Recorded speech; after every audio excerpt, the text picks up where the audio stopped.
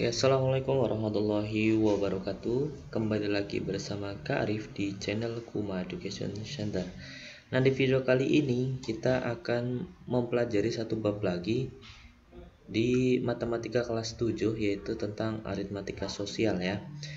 Jadi di video kali ini ya, kita akan mempelajari satu subbab ya dari aritmatika sosial. Nanti di video aritmatika sosial ini nanti akan dibagi menjadi beberapa video.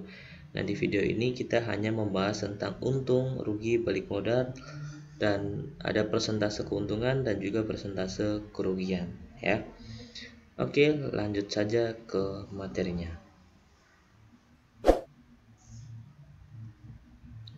Oke, mengenal aritmatika terlebih dahulu. Mungkin dari kalian bertanya-tanya ya, mungkin ada yang masih belum tahu ataupun yang masih bingung ataupun yang masih asing dengan kata-kata aritmatika, terkhusus aritmatika sosial ya. Jadi aritmatika itu adalah salah satu diambil dari bahasa Yunani ya. Aritmatika itu berasal dari kata bahasa Yunani, ya, yaitu aritmos. Ini artinya adalah angka.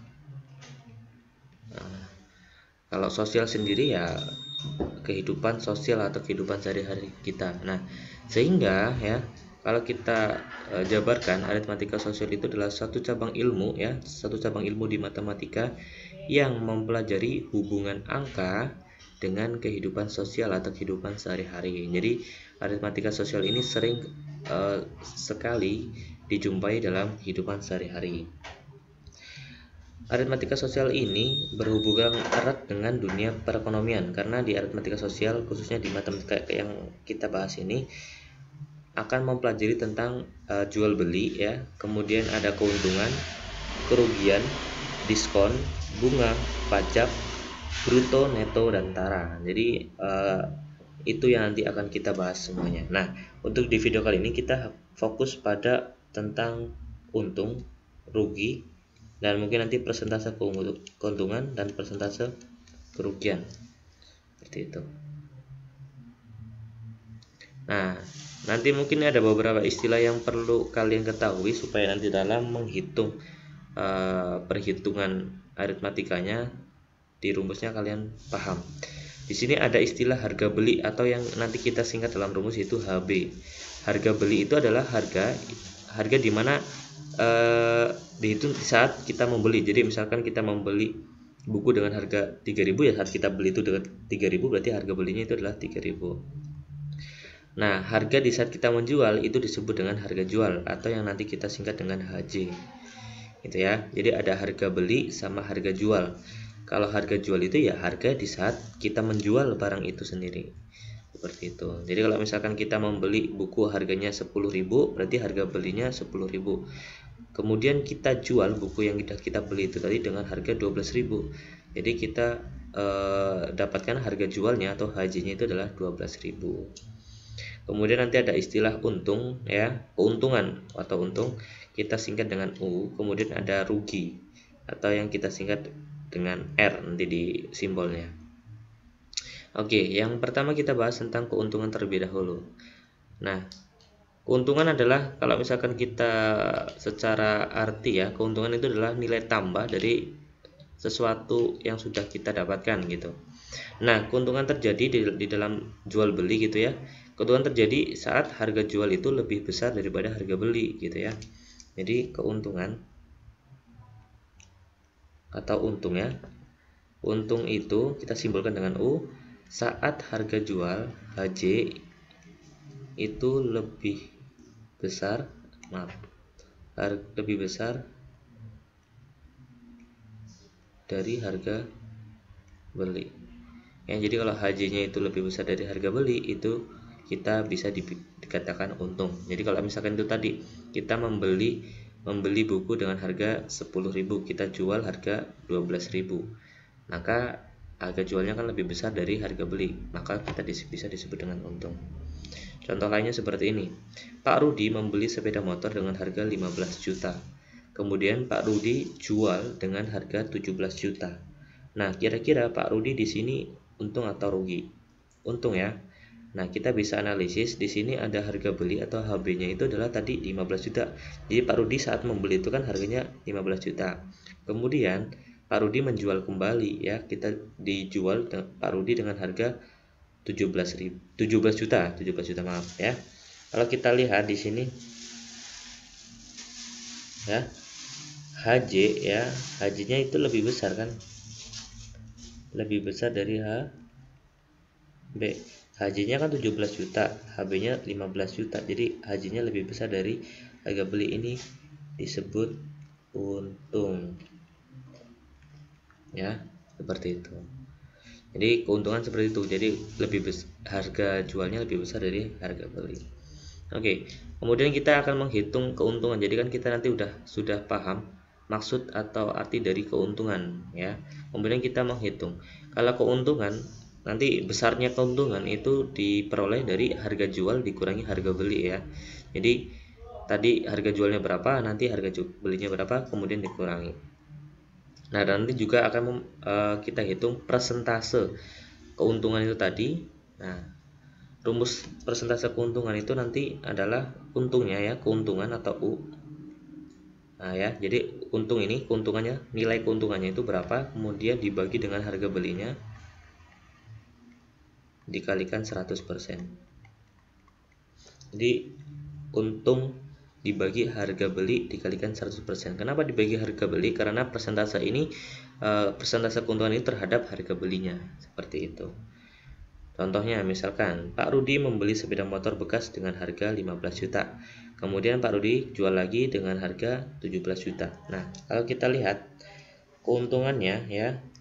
Nah, kita simpulkan dengan U. Harga jual dikurangi harga beli. Harga jualnya adalah 17 juta. Ya. Dikurangi 15 juta. Harga belinya. Untungnya berapa? 2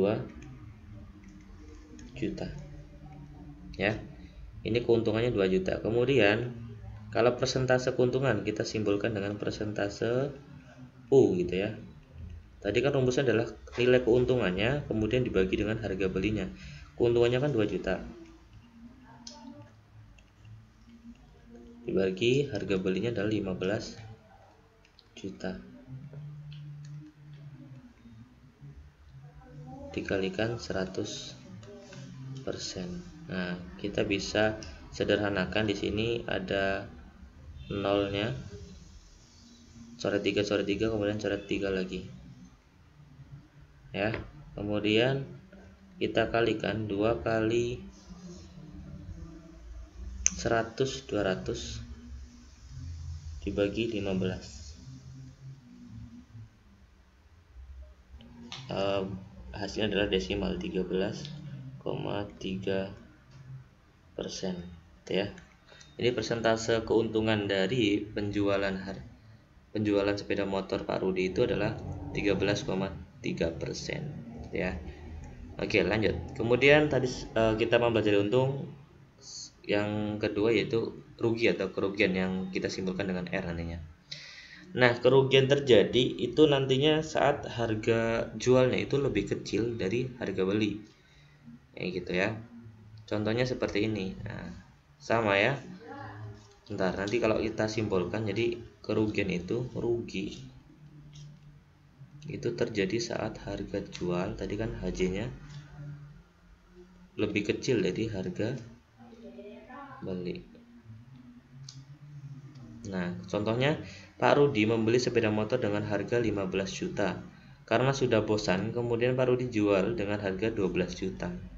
Nah, kita lihat di sini HB-nya adalah 15 juta dan HJ-nya atau harga jualnya 12 juta. Kalau kita lihat gitu ya, antara HJ dan HB, HJ-nya ini lebih kecil ya dari HB. Makanya Pak Rudi di sini bisa dibilang rugi gitu ya. Nah, kenapa? Karena harga jualnya lebih kecil ya dari harga belinya. Beli 15 juta dijual dengan harga 12 juta. Gitu. Kemudian kita akan menghitung nilai dari kerugiannya. Caranya sama ya, dikurangi, tetapi kalau misalkan di kerugian ini kita pengurangannya harga beli dikurangi harga jual. Kalau tadi di keuntungan harga jual dikurangi harga beli, kalau di kerugian harga belinya dikurangi harga jual. Kemudian di persentase kerugiannya rumusnya adalah sama ya, jadi persentase ini terhadap harga belinya. Jadi nilai dari kerugiannya berapa, kemudian dibagi harga belinya dikalikan 100%. Nanti akan ketemu persentasenya. Contoh seperti ini. Pak Rudi membeli sepeda motor dengan harga 15 juta karena sudah bosan. Kemudian Pak Rudi jual dengan harga 13 juta. Misalnya ini tadi 12 juta ya harusnya ya. 12 juta. Nah, ini pakai gampang. Nah, nanti kita hitung coba nilai kerugian dari Pak Rudi itu berapa gitu ya.